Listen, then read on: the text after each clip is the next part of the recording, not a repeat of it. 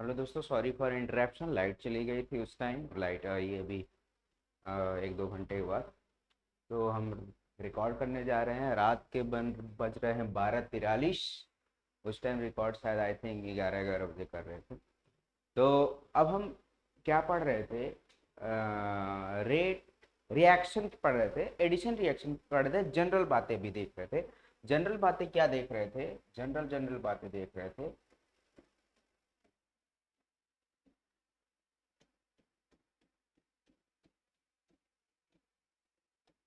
General बातें क्या होती है? हमने ये पता ये चल गया था कि न्यूक्लियोफाइल कौन है? एल्कीन है। बिकॉज एल्कीन क्या है? पाई इलेक्ट्रॉन रिच है। एल्कीन कैसा है? पाई इलेक्ट्रॉन रिच है, इसलिए alkene behave as nucleophile. Alkene कैसा बिहेव कर रहा था? न्यूक्लियोफाइल बिहेव कर रहा था। ये यहाँ ऐसे जाएगी, ये बॉन्ड ऐसे टूटेगी। जैसे ही बॉन्ड टूटी, mouth side negative charge and tail side positive charge. और जैसे यहाँ पे अगर यहाँ पे इलेक्ट्रॉन डेंसिटी बढ़ी, तुरंत इलेक्ट्रॉन डेंसिटी लेके यहाँ चला आएगा। इस इलेक्ट्रोफाइल के पास higher electron density goes to lower electron density. Electrophile कैसा होता है? लोअर इलेक्ट्रॉन डेंसिटी होता है। और जैसे ही यहाँ पे टूटा तो ये बॉन्ड टूट जाएगा या न्यूक्लियोफाइल अलग से निकल जाएगा। यानी यहाँ पे क्या बन जाएगा? इस तरीके से रिएक्शन बन जाएगी। ठीक है, इलेक्ट्रोफाइल यहाँ पे टूट गया। और मैंने बोला टेल की साइड क्या पे? यहाँ पे इलेक्ट्रॉन कमी हो रही है, तो इलेक्ट्रॉन कमी कहाँ किस किस दिखाते हो? पॉजिटिव दिखाते हो। और फर्स्ट स्टेप कैसा होता है? फर्स्ट स्टेप क्या होता है? आरडीएस होता है। हमने अभी बताया था पिछले वीडियो में। आरडीएस होता है, रेट डिटरमाइन स्टेप होता है। और कैसा होता है? स्लोवेस्ट होता है। जो फर्स्ट स्टेप होता है वो स्लोवेस्ट होता है। स्लोवेस्ट ही क्या होता है? आरडीएस स्टेप होता है। क्यों होता है ये मैं आपको बता चुका हूँ। क्यों होता है ये मैं आपको बता चुका हूँ। अब जो सेकेंड स्टेप होगा वो क्या होगा? सेकेंड स्टेप क्या होगा? न्यूक्लियोफिलिक अटैक होगा। न्यूक्लियोफिलिक अटैक होगा। ये न्यूक्लियोफाइल क्या करेगा? फास्ट अटैक करेगी। और ये रिएक्शन कैसे होगी? फास्ट होगी, फास्ट स्टेप होगी, स्लो स्टेप नहीं होगी। जब स्लो स्टेप नहीं होगी, फास्ट स्टेप होगी, तो यानी ये रेट डिटरमाइन स्टेप नहीं है। रेट डिटरमाइन स्टेप कौन है? पहला ही है। यानी क्या बन जाएगा यहाँ पे? यहाँ पे न्यूक्लियोफाइल, यहाँ पे इलेक्ट्रोफाइल इस तरीके से ऐड हो जा रहे हैं। इस तरीके से यहाँ पे ऐड हो जा रहे हैं। ठीक है, क्लियर हो गई बात? यहाँ पे इलेक्ट्रोफाइल एक साइड और न्यूक्लियोफाइल एक साइड। यानी इस डबल बॉन्ड को हटाओ, एक कार्बन पे इलेक्ट्रोफाइल, दूसरे कार्बन पे न्यूक्लियोफाइल। क्लियर हो गई बातें?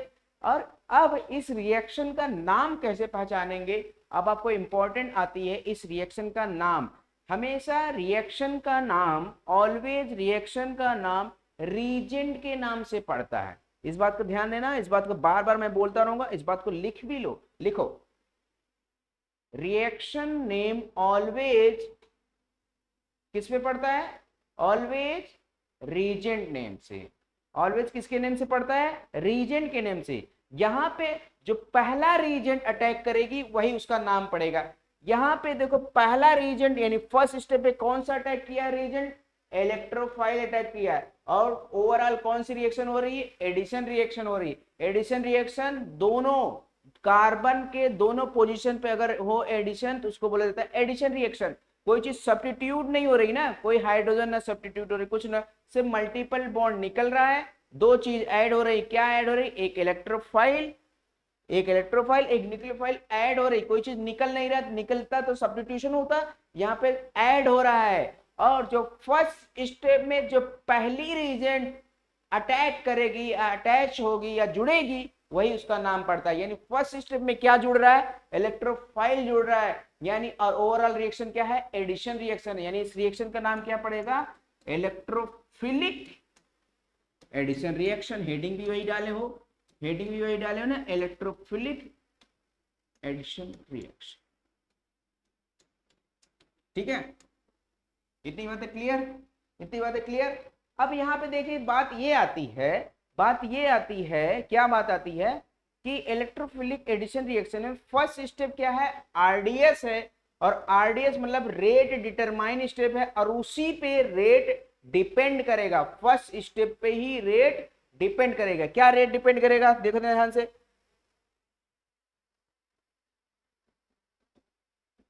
फर्स्ट स्टेप पर ही रेट डिपेंड करेगा। ठीक है, ध्यान से सुनना। फर्स्ट स्टेप में जो जो चीजें हो रही है वो सारा रेट डिपेंड करेगा, सारे पे रेट डिपेंड करेगा, एकदम बात क्लियर रखना। फर्स्ट स्टेप में जो जो चीजें हो रही है, फर्स्ट स्टेप में क्या चीजें इन्वॉल्व हुई है, इलेक्ट्रोफाइल इन्वॉल्व हुई है, न्यूक्लियोफाइल इन्वॉल्व हुई है, तो न्यूक्लियोफाइल नहीं इन्वॉल्व हुई है, क्या इन्वॉल्व हुई है, इलेक्ट्रोफाइल रीजेंट इन्वॉल्व हुई है और एल्कीन इन्वॉल्व हुई है। और एल्कीन कैसा है, यहाँ पे न्यूक्लियोफाइल है, यानी एल्कीन की न्यूक्लियोफिलिसिटी डिपेंड कर रहा है और किस पे डिपेंड कर रहा है, इलेक्ट्रोफिलिसिटी ऑफ रीजेंट पे डिपेंड कर रहा है। और क्या डिपेंड कर रहा है, बन क्या रहा है फर्स्ट स्टेप में, बन रहा है फर्स्ट स्टेप में कार्बोकेटायन, यानी तीन चीजों पे डिपेंड हो रहा है यहाँ रिएक्शन पे। फर्स्ट स्टेप में सुनना ध्यान से, फर्स्ट स्टेप में यानी फर्स्ट स्टेप में क्या क्या, यानी एल्कीन की न्यूक्लियोफिलिसिटी इन्वॉल्व हुई है फर्स्ट स्टेप में, इन्वॉल्व हुई है कि नहीं इन्वॉल्व हुई है, बताओ, इन्वॉल्व हुई है।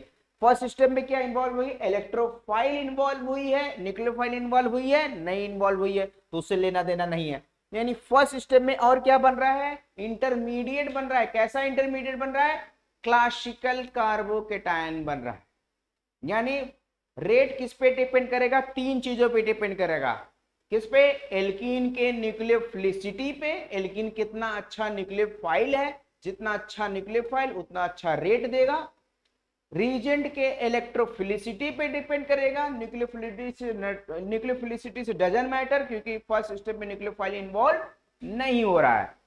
और क्या डिपेंड करेगा, जो फॉर्म जो प्रोडक्ट बन रहा है, यानी फर्स्ट स्टेप में जो प्रोडक्ट बन रहा है कार्बोकेटायन बन रहा है, यानी स्टेबिलिटी ऑफ कार्बोकेटायन पे डिपेंड करेगा। ठीक है, तीन चीजों पे डिपेंड करेगा। रेट किस पे डिपेंड करेगा भाई बताओ, रेट किस पे डिपेंड करेगा, रेट डिपेंड करेगा न्यूक्लियोफिलिसिटी ऑफ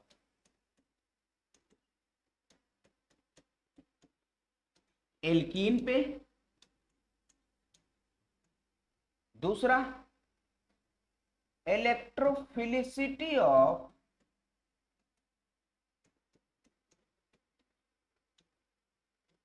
रीजेंट पे। ठीक है, और जो जितना अच्छा न्यूक्लियोफाइल रहेगा उतना अच्छा रेट देगा। न्यूक्लियोफाइल मतलब ज्यादा इलेक्ट्रॉन डेंसिटी वाला, जितना एल्कीन रहेगा रेट उतना ही ज्यादा देगा। और इलेक्ट्रोफिलिसिटी कौन अच्छा होता है, जितना इलेक्ट्रॉन डेफिशिएंट नेचर होता है उतना ही अच्छा क्या होता है, न्यूक्लियोफाइल होता है, उतना अच्छा क्या होता है, न्यूक्लियोफाइल होता है। ठीक है,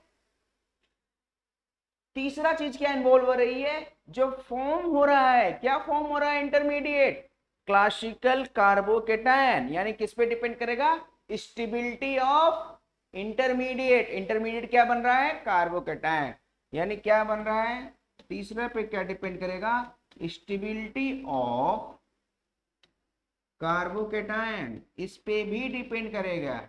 यानी इलेक्ट्रोफिलिक एडिशन रिएक्शन पे तीन चीजों पे रेट डिपेंड करेगा। याद रखना, बार बार क्वेश्चन पूछा गया है, रेट किस पे डिपेंड करेगा, रेट का ऑर्डर पूछता है, तो रेट का ऑर्डर यही इन तीनों चीजों से निकालना होता है, न्यूक्लियोफिलिसिटी ऑफ एल्कीन से, इलेक्ट्रोफिलिसिटी ऑफ रीजेंट से और स्टेबिलिटी ऑफ कार्बोकेटायन से। तीन चीजों से हमारा रेट निकलता है, तीन चीजों से याद रखना, तीन चीजों से निकल गया, समझ गए, समझ गए। अब एक एक क्वेश्चन अभी करते हैं कुछ टाइम में, पहले आप समझते हैं एल्कीन, एक सिमेट्रिकल एल्कीन लेंगे तो कहां कार्बोकेटायन बनेगा, एक अनसिमेट्रिकल एल्कीन लेंगे तो कहां कार्बोकेटायन बनेगा। जनरल जनरल बातें करेंगे अभी, तब हम स्पेसिफिक बातें करेंगे।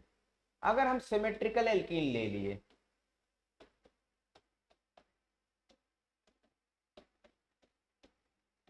सिमेट्रिकल एल्कीन मतलब कहीं भी, दिस इज सिमेट्रिकल एल्कीन,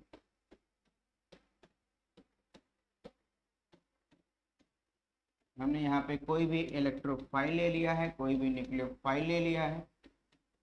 ठीक है, कोई भी इलेक्ट्रोफाइल ले लिया है, कोई भी न्यूक्लियोफाइल ले लिया है। यहाँ पे देखना ध्यान से, पहले स्टेप में क्या होगा, न्यूक्लियोफाइल जाकर अटैक करेगी, यहाँ ऐसे जाएगा और ऐसे जाकर अटैक करेगा। देखो कोई सा भी, चाहे ये अटैक कर सकता है, ये भी अटैक कर सकता है, दोनों कार्बन सेम है, बिकॉज क्या लिए यहाँ पे, सिमेट्रिकल एल्कीन लिए। सिमेट्रिकल एल्कीन में दोनों कार्बन सेम है, कहीं से भी अटैक कर सकता है, किधर से भी अटैक कर सकता है, दोनों सेम बनेंगे। अभी अनसिमेट्रिकल लेंगे तब बात उलट पुलट जाएगी। यानी यहाँ पे क्या जुड़ गया है, इलेक्ट्रोफाइल, और यहाँ पे क्या है, पॉजिटिव चार्ज। क्या ये नहीं कर सकता था, ये भी तो अटैक कर सकता था, ये भी तो अटैक कर सकता था। जब ए अटैक करता, ये मान लो ए बन गया है, जब ये अटैक करता तो क्या बनता, ठीक है, ए अटैक करता तो क्या बनता, ये बना है। बी अटैक करता तो बी अटैक करता तो कहां बनता,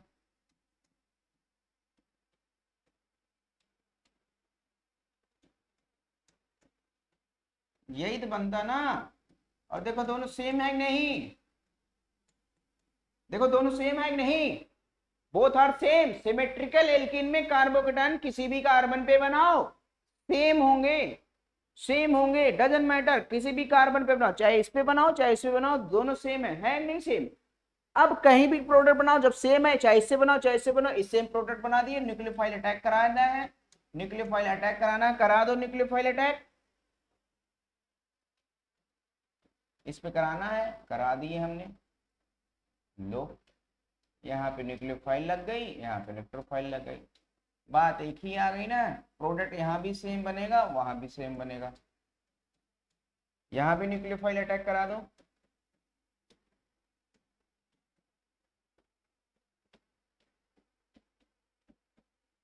सिमेट्रिकल एल्कीन में चाहे इस कार्बन पे इलेक्ट्रोफाइल जोड़ो चाहे उस कार्बन जोड़ो, बात एक ही है, कोई दिक्कत नहीं है। दिक्कत तब आएगी जब हम अनसिमेट्रिकल एल्कीन लेंगे। अनसिमेट्रिकल मतलब डिफरेंट डिफरेंट, इस कार्बन पे कुछ और लगा है, उस कार्बन पे कुछ और लगा है, डिफरेंट डिफरेंट के बात करेंगे, तब वहां पे अनसिमेट्रिकल एल्कीन ले लेंगे, तब क्या होगा देखना ध्यान से। अनसिमेट्रिकल नोट डाउन कर लिए, नोट डाउन करिए, तब आगे बढ़ते हैं। नोट डाउन करिए, नोट डाउन कर लिए, चलो आगे बढ़ते हैं। अनसिमेट्रिकल एल्कीन जब लेंगे तो क्या होगा,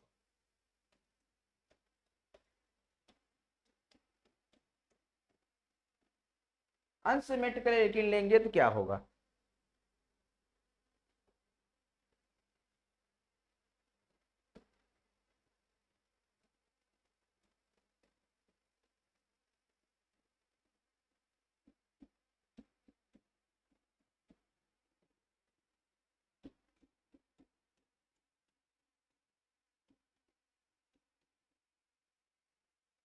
सॉरी पॉजिटिव,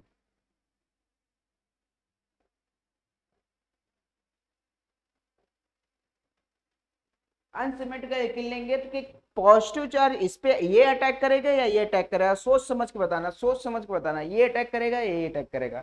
जहां पे स्टेबल कार्बोकेटायन बनेगा वही अटैक करेगा, दोनों अटैक करा के आपको देखना है, जहां पे स्टेबल कार्बोकेटायन बनेगा वही वही अटैक करेगा। कैसे, चेक करो, चेक करो,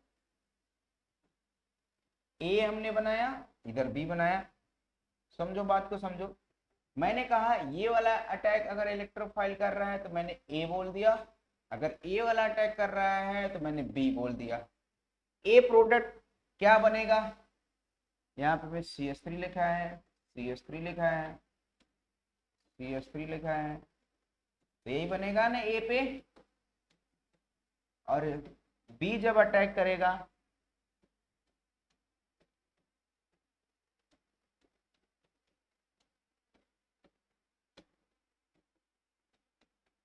अब कौन स्टेबल कार्बोकेटायन बना है, जो स्टेबल कार्बोकेटायन बनेगा वही रिएक्शन प्रोसीड करेगी, वही अटैक करेगी। यहाँ पे चेक करो स्टेबल कार्बोकेटायन कौन है। स्टेबल कार्बोकेटायन की बहुत बार मैं कई बार डिस्कस कर चुका हूँ, स्टेबिलिटी ऑफ कार्बोकेटायन पे, स्टेबिलिटी ऑफ कार्बोकेटायन पे। यहाँ पे कार्बोकेटायन कितना है इसको घेर लो, हाइपर कॉन्जुगेशन कितना है, 3 यहाँ है, 3 यहाँ है, 2 यहाँ है, टोटल हाइपर कॉन्जुगेशन कितना हमें मिलेंगे, 8 मिलेंगे।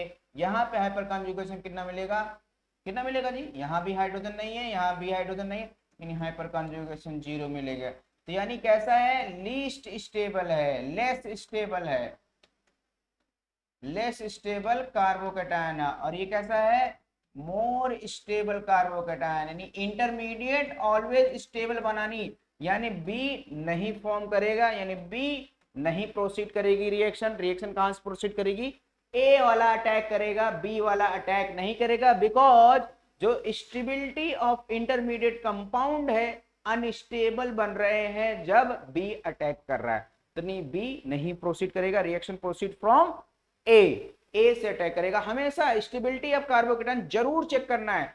और स्टेबिलिटी ऑफ कार्बोकेटायन कितना चेक करोगे, कैसे चेक करोगे? रीअरेंजमेंट करा के नहीं, जो फर्स्ट फॉर्म ऑफ कार्बोकेटायन, पहली बार में बना हुआ वाला कार्बोकेटायन, वही रेट पे डिपेंड करेगा, वही इंटरमीडिएट ऑफ स्टेबिलिटी पे डिपेंड करेगा। लिख लेना इस पॉइंट, लिखो पॉइंट को।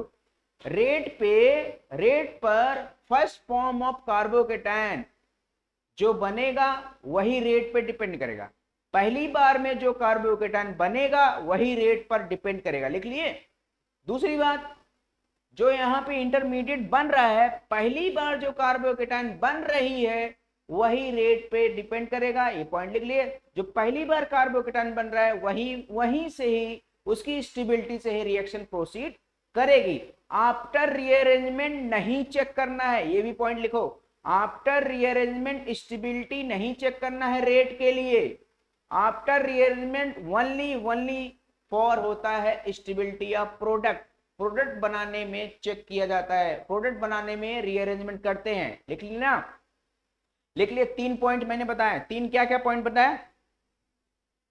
3 क्या क्या पॉइंट बताया? रेट देखने के लिए पहली बार जो बना हुआ कार्बोकेटायन है उसी की स्टेबिलिटी चेक करेंगे। रीअरेंजमेंट के बाद स्टेबिलिटी नहीं चेक करेंगे। फॉर रेट के लिए क्या चेक करना है? पहली बार में जो बना हुआ है कार्बोकेटायन की स्टेबिलिटी। और क्या चेक करना है? रिएक्शन कहां से प्रोसीड करेगा? रिएक्शन वहीं से प्रोसीड करेगा जो पहली बार में बना हुआ कार्बोकेटायन है, वहीं से। 2 बातें हो गई। रीअरेंजमेंट कब करना है? रीअरेंजमेंट स्टेबल प्रोडक्ट बनाने के लिए करना है। Rearrangement first form of carbocation बनने के बाद करना है। कब? स्टेबल प्रोडक्ट बनाने के लिए। क्लियर हुई? 3 बातें क्लियर हुई। अभी हम करेंगे, धीरे धीरे रिएक्शन करेंगे, सारी बातें क्लियर होती चली जाएंगी। सारी बातें खुल के एक लेयर निकलती चली जाएंगी। ठीक है, इतनी बातें समझ आई। यानी रिएक्शन कौन प्रोसीड करेगा? ए करेगा, बी नहीं करेगा। अब ए के आगे बढ़ाते हैं, ए को आगे बढ़ाते हैं। यहाँ पे क्या लग गया? यहाँ पे लगा दो भाई इलेक्ट्रोफाइल, यहीं हट लगाओ ना।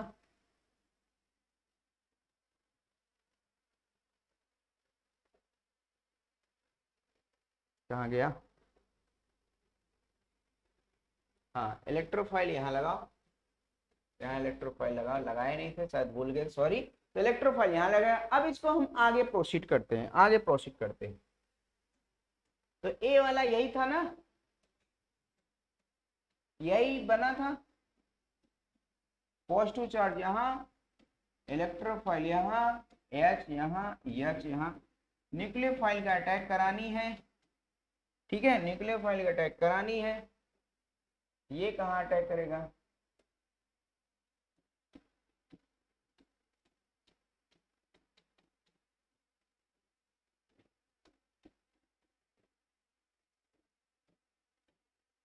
सॉरी,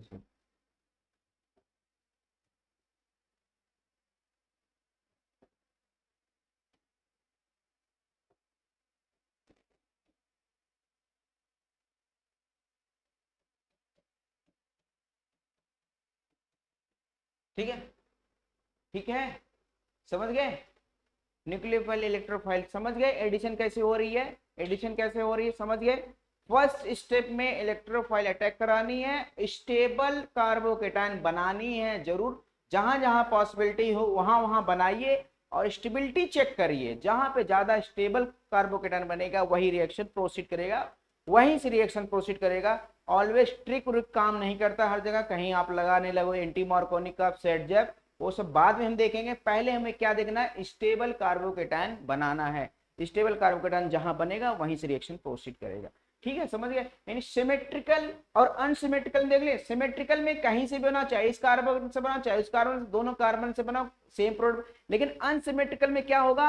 अनसिमेट्रिकल में वही होगा, पॉजिटिव चार्ज वही बनेगा, कार्बोकेटायन वही बनेगा, जो मोर सब्स्टिट्यूटेड कार्बन होगा, जो मोर सब्स्टिट्यूटेड कार्बन होगा वहीं से बनेगा। यानी जो जहां पे ज्यादा हाइपर कॉन्जुगेशन मिलने के चांसेस होंगे वहीं पे कार्बोकेटायन बनेगा।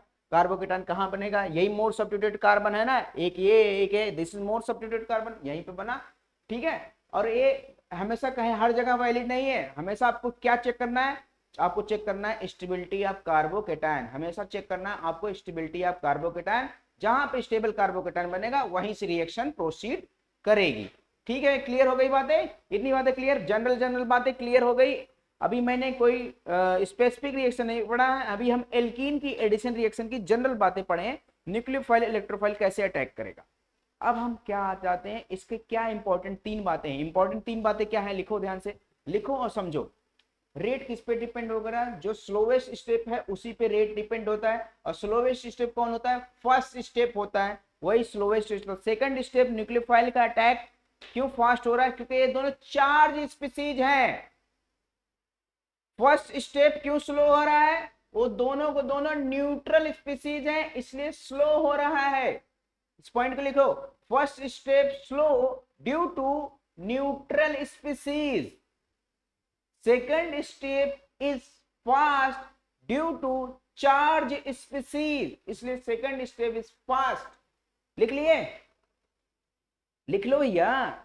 First step is slow due to neutral species, neutral क्या होंगे, कम रिएक्शन, थोड़ा स्लो रिएक्शन करेंगे ना, और जो चार्ज होगा वो फास्ट रिएक्शन करेगा ना, तो यानी charge species is fast reaction and neutral species is slow reaction, और स्लो रिएक्शन ही रेट डिटरमाइन स्टेप होता है। और रेट डिटरमाइन स्टेप में जो जो चीजें इन्वॉल्व रहेंगी वो सारी रेट पे डिपेंड करेंगे। फर्स्ट स्टेप में क्या क्या चीजें इन्वॉल्व है, एक तो एल्कीन इन्वॉल्व है, दूसरा इलेक्ट्रोफाइल इन्वॉल्व है, तीसरा क्या है, जो प्रोडक्ट बन रहा है क्लासिकल कार्बोकेटायन बन रहा है, यानी 3 चीजों पे रेट डिपेंड हो रहा है। रेट किस पे डिपेंड हो रहा है, रेट किस पे डिपेंड हो रहा है, रेट डिपेंड हो रहा है कंसंट्रेशन ऑफ एल्कीन, मतलब या मैं बोलूं न्यूक्लियोफिलिसिटी ऑफ एल्कीन, ये इस पे डिपेंड होगा है।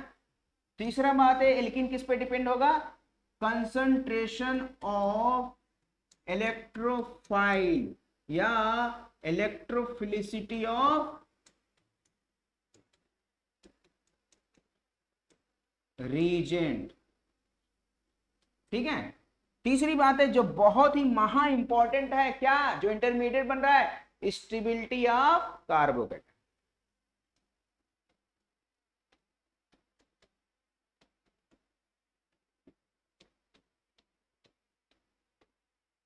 ये रेट तीनों पे डिपेंड होगा, महा इंपॉर्टेंट बातें यहां से क्वेश्चन आया है। चलो अब एग्जाम का क्वेश्चन मैं एक करवाता हूं, आपको तब समझ में आएगा।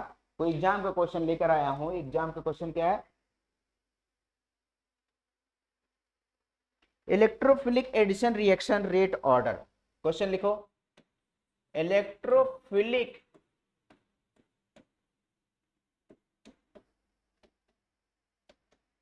Addition reaction rate order. Electrophilic reaction rate order कैसे निकालेंगे, पहले समझो। यहां पे एक एल्कीन बन रहा है, ठीक है, दूसरा एल्कीन मैंने ये बना दिया, तीसरा एल्कीन हमने ये बना दिया,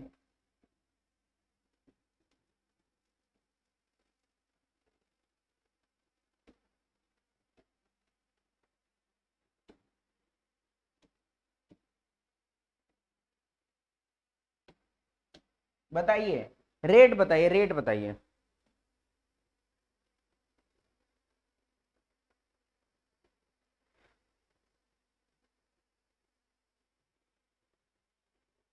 अब यहां पे रेट किस पे डिपेंड करेगा, न्यूक्लियोफिलिसिटी ऑफ एल्कीन। यहां पे एल्कीन में सारे हाइपर कॉन्जुगेशन है, चेक करो एल्कीन में कैसा हाइपर कॉन्जुगेशन है भाई, ये हाइपर कॉन्जुगेशन, यहाँ हाइपर कॉन्जुगेशन कितना मिला है भैया, 12 मिला है। और कैसा हाइपर कॉन्जुगेशन मिला है, +H,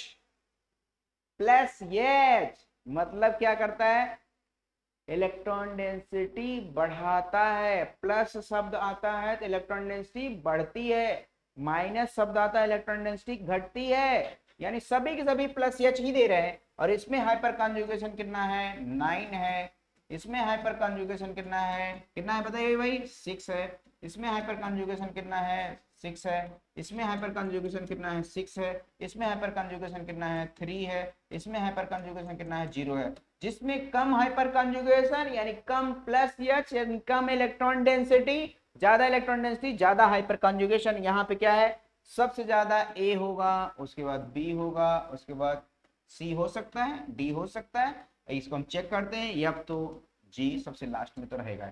सबसे ज्यादा हमें दिख रहा है ए, उसके बाद बी, सी डी ई में चेक करो और बताओ, सी डी में एक बार चेक करो और बताओ कौन ज्यादा होगा, कौन ज्यादा होगा, सोच समझ के बताना, सोच समझ के बताना।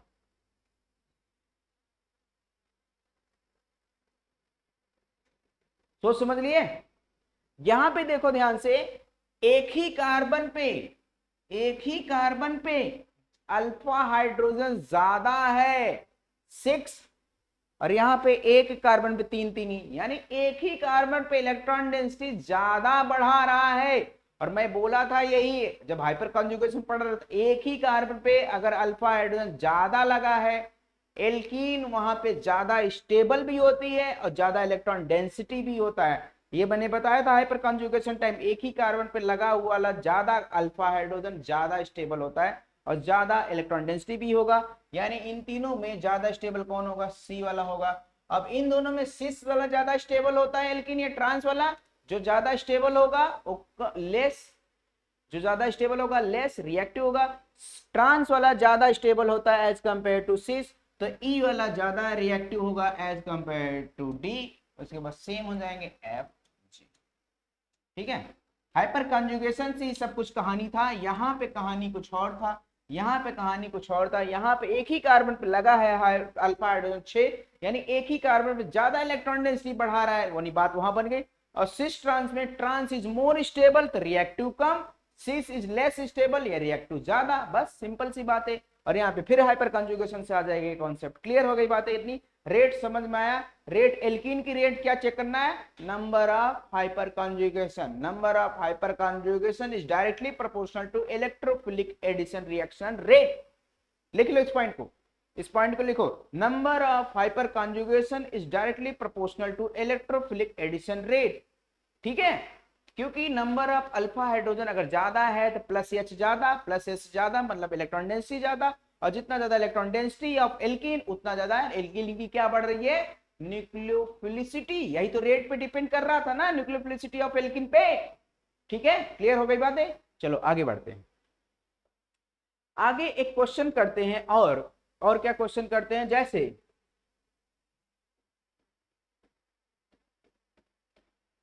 यहां पे मैंने कोई इलेक्ट्रॉन रिलीजिंग ग्रुप लगाया है, यहां पे हमने कुछ नहीं लगाया है,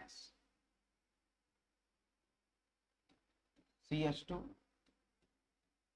CH नॉर्मल मैंने लगा दिया, यहाँ पे CH2 CH electron withdrawing group लगाया। किसकी रेट ज्यादा होगी, ए का, बी का, सी का? जनरल बातें कर रहा हूं, यहाँ पे कोई इलेक्ट्रॉन विथड्रॉइंग ग्रुप लगा नहीं है, जनरल बातें कर रहा हूं यहाँ पे, जनरल बातें यहाँ पे कर रहा हूं। बताइए, इलेक्ट्रॉन रिलीजिंग ग्रुप यानी इलेक्ट्रॉन डेंसिटी बढ़ा रही है एल्कीन की, यानी न्यूक्लियोफिलिसिटी बढ़ा रही है, यानी न्यूक्लियोफिलिसिटी जब बढ़ाएगी एल्कीन की तो रेट ज्यादा होगा। यहाँ पे electron withdrawing group, electron withdrawing group जो एल्कीन की इलेक्ट्रॉन डेंसिटी खींच रहा है यानी न्यूक्लियोफिलिसिटी घटा रहा है, तो रेट घटेगी, यानी सबसे ज्यादा फास्ट कौन देगा, ये वाला देगा, उसके बाद ये देगा, इस बात को ध्यान देना। ठीक है, यहां से क्वेश्चन आया, अब क्वेश्चन लिखो, CH2 CH NH2 CH2 CH NO2 CH2 CH CH3। यहां पे देखिए, अब बताइए रेट, बताइए रेट किसका ज्यादा होगा किसका कम होगा। ये मैंने ए बोल दिया, ये मैंने बी बोल दिया, ये मैंने सी बोल दिया। यहाँ पे NH2 कैसा शो करता है, प्लस M शो करता है, हमें पता है, आपको पता है, यहाँ पे माइनस M शो करता है। यहाँ पे CH3 कैसा शो करता है, प्लस H शो कर रहा है, तो यानी क्या शो करता है, M देगा तो यानी इलेक्ट्रॉन डेंसिटी अच्छा खासा बढ़ाएगा, तो अच्छा खासा बढ़ाएगा यानी न्यूक्लियोफिलिसिटी बढ़ेगी एल्कीन की, बढ़ेगी कि नहीं बढ़ेगी, बिल्कुल बढ़ेगी। और यहाँ पे क्या है, CH3 है, CH3 क्या होता है, प्लस H, वो भी क्या कर रहा है, एल्कीन की न्यूक्लियोफिलिसिटी बढ़ा रहा है, इलेक्ट्रॉन दे रहा है, लेकिन मेसोमरी के कंपेयर में थोड़ा कम देगा, कम ही देगा। मैंने अरही को याद करो, एरोमेटिसिटी सबसे ज्यादा लेना देना करती है, रेजोनेंस उससे ज्यादा लेना देना करती है, रेजोनेंस, दिस इज रेजोनेंस, ठीक है। उसके बाद क्या आएंगे, ये हाइपर कंजुगेशन, हाइपर कंजुगेशन थोड़ा कम लेना देना करती है, ये भी देगा लेकिन थोड़ा कम देगा। माइनस एम ज्यादा खींच लेगा, खींच लिया तो यानी सबसे ज्यादा रेट किसका आएगा, ए का आएगा, उसके बाद बी का आएगा, उसके बाद सी का आएगा। ठीक है, क्लियर हो गई बातें, ए का, बी का, उसके बाद सी का। ठीक है, इस तरीके से आपको रेट निकालना है। और भी क्वेश्चन है हमारे लिए, ठीक है, क्वेश्चन है, मैं क्वेश्चन करवाता हूं। ठीक है, 1 मिनट आप लोग थोड़ा समय दीजिए क्वेश्चन को करने के लिए। ठीक है, क्वेश्चन भागिएगा नहीं, जाइएगा नहीं। क्वेश्चन किस पे डिपेंड करेगा, 3 बातों पे डिपेंड करेगा। 3 कौन कौन सी बातें हैं, न्यूक्लियोफिलिसिटी ऑफ एल्कीन पे, दूसरा क्या बताओ, इलेक्ट्रोफिलिसिटी ऑफ रिएजेंट पे, तीसरी बात क्या है, स्टेबिलिटी ऑफ कार्बोकेटायन पे। जो ज्यादा स्टेबल कार्बोकेटायन बनेगा रेट उतना ही ज्यादा, ठीक है, रेट उतना ही ज्यादा। अभी मैं स्टेबिलिटी ऑफ कार्बोकेटायन पे जब एग्जाम का क्वेश्चन कराऊंगा तब ज्यादा मजा आएगा। अभी एग्जाम का क्वेश्चन तब लेकर आऊंगा जब मैं स्पेसिफिक हम रिएक्शन पे जाएंगे। अभी हम एडिशन रिएक्शन की जनरल बातें पे आ रहे हैं, जनरल बातें पे आ रहे हैं, तब हम एक स्पेसिफिक जब जाएंगे तो ज्यादा वहां पे मजा आने वाला है। ठीक है, अब क्वेश्चन एक करते हैं, 1-2 और क्वेश्चन लाए हैं। चलो ठीक है, क्वेश्चन देखो क्या है। एक क्वेश्चन ये है ए, दूसरा क्वेश्चन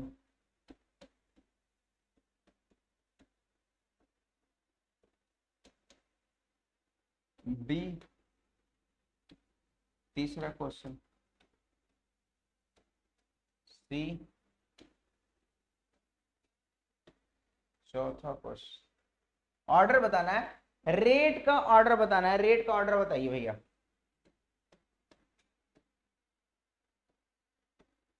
ABCD, CS3, CS3, ठीक है।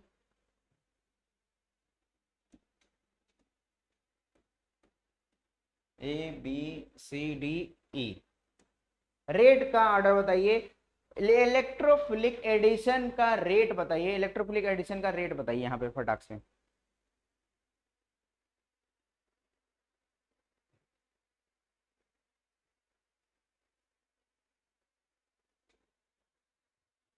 बता दिए, देखना ध्यान से, बता दिए। चलो इसको भी लगाते रहो।